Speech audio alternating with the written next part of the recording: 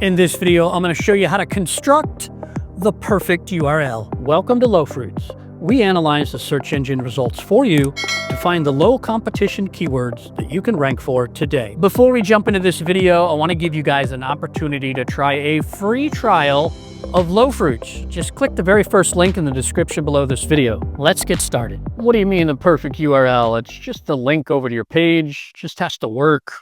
Can't be that important, can it?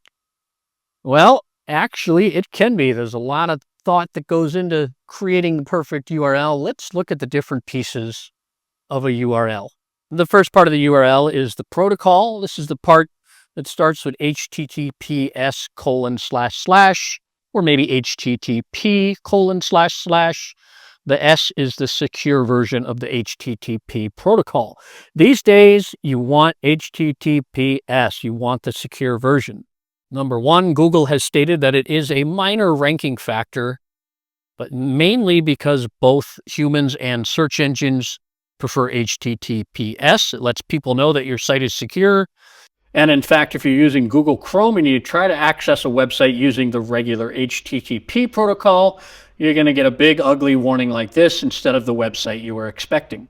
The second part of the URL, and this is totally optional, is a subdomain. So in this example, we see blog.lowfruits.io. Blog would be the subdomain. This is totally optional. A lot of times, instead of a subdomain, you'll see a subdirectory, which we'll get into a little bit later. The third part of the URL is the domain name. This is the part that everyone's familiar with. Microsoft.com, Google.com. In this example, lowfruits.io is the domain. The fourth part of the domain is the subdirectory or subfolder. In this example, lowfruits.io is the domain and dashboard is the subdirectory. The fifth part of the URL is the path and URL slug. This is the part that specifies the exact page, the exact piece of content on your website, and has a hopefully SEO-friendly URL slug. And this is the part we're going to focus a lot on in this video. There are some best practices to follow when creating URLs, but they're pretty straightforward. We'll go over the top 3 best practices in this video. If you want to know more, we've got a companion blog post. I'll link to that blog post in the description below this video. First one would be to follow a logical URL structure. So if you are an e-commerce store selling women's running shoes, maybe your URL would be something like ecommercestore.com/women/shoes/running. The other best practice is to keep it short and simple. Don't make overly long and complex URLs unnecessarily. But the main best practice we want to focus on in this video is including your SEO keyword in your URL. And the place to do that ideally is in the path or URL slug to that specific piece of content. Here we are on Amazon.com. Let me scooch my browser on down so you can see the URL.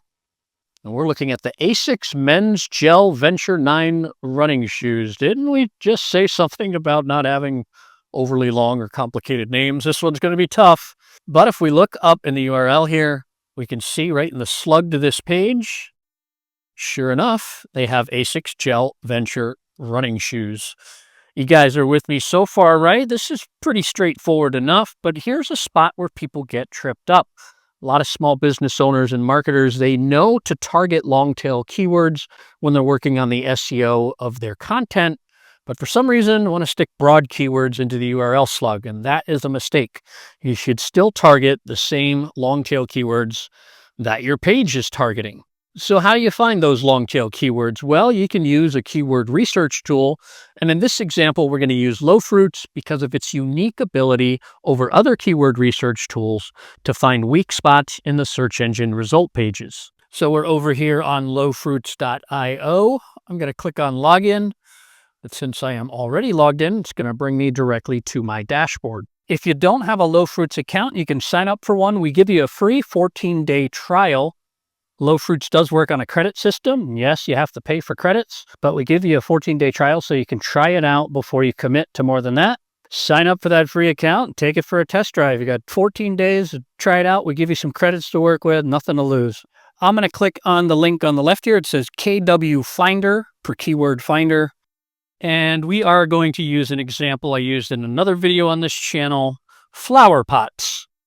You just got to wait for LowFruits to do its thing. Usually takes less than a minute.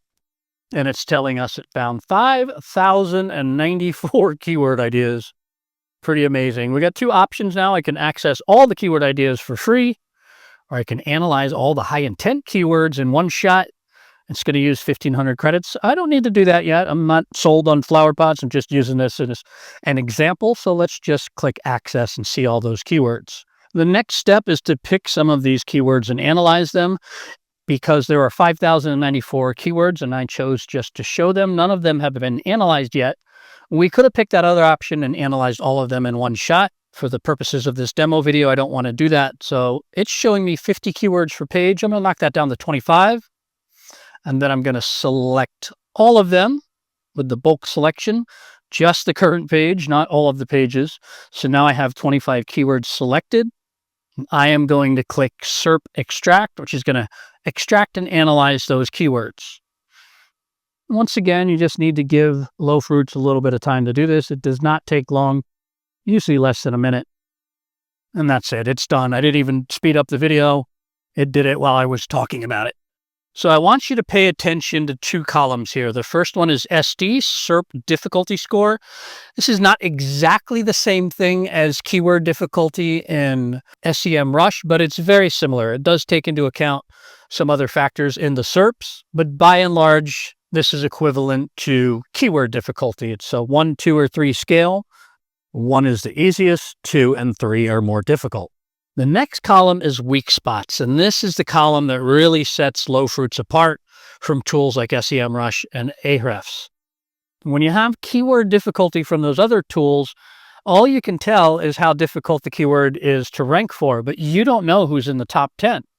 If those websites in the top 10 are well-established websites with years of history and tons of backlinks, even if you had a website with a domain authority of 25, it's going to be next to impossible to get on that homepage unless you too are really established in your niche. So the magic to LowFruits is this weak spots column, and it works very simply. There's fruits for weak spots. The more fruits you see, the more opportunities there are.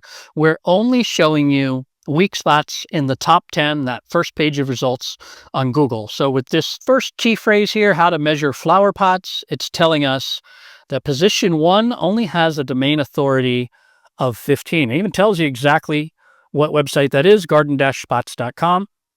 It's telling us also position number 3 only has a domain authority of 1, position 5, domain authority of 12, position 9, domain authority of 14. So right away, I'm saying position number 3 only has a domain authority of 1. I got a really good chance of ranking for how to measure flower pots if I create content around that key phrase and use that key phrase or keyword when I work on the SEO of my content, including in the slug of my URL when I create the perfect URL for that content.